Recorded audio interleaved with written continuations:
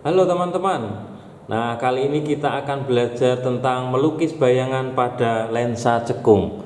Nah, teman-teman, saya akan tunjukkan contoh lensa cekung, tetapi silindris ya ini ya. Nah, gini, seperti ini ya. Oke. Teman-teman, untuk melukis bayangan harus tahu sinar istimewa. Nah, sinar istimewa itu kita dapatkan dari mana? Nah, saya akan tunjukkan teman-teman.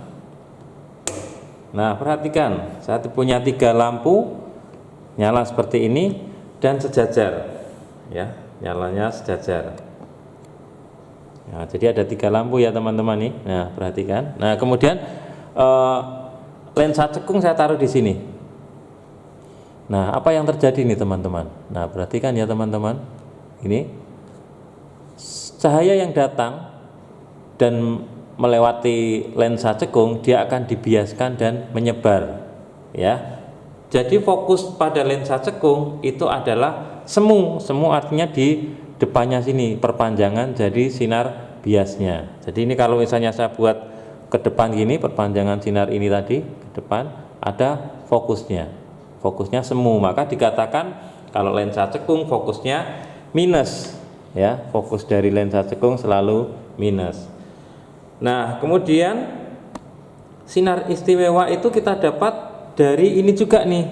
Sinar datang sejajar dengan sumbu utama, ini sumbu utama, ini dia akan dibiaskan seolah-olah dari fokus, ini. Sinarnya datang gini, dibiaskan seolah-olah dia sinarnya ini datang dari fokus, sinar biasnya. Kemudian sinar yang menuju ke fokus di sini, fokus semu, maka dia akan dibiaskan sejajar dengan sumbu utama. Kemudian sinar yang melewati pusat kelengkungan sama dengan lensa cembung ini, dia tidak akan dibiaskan. Jadi sifat yang ini sama dengan sifatnya sinar istimewa pada lensa cembung. Oke ya teman-teman. Nah, sekarang bagaimana cara melukis bayangannya? Oke, saya matikan cara melukis bayangannya. Perhatikan di sini. Nah, teman-teman,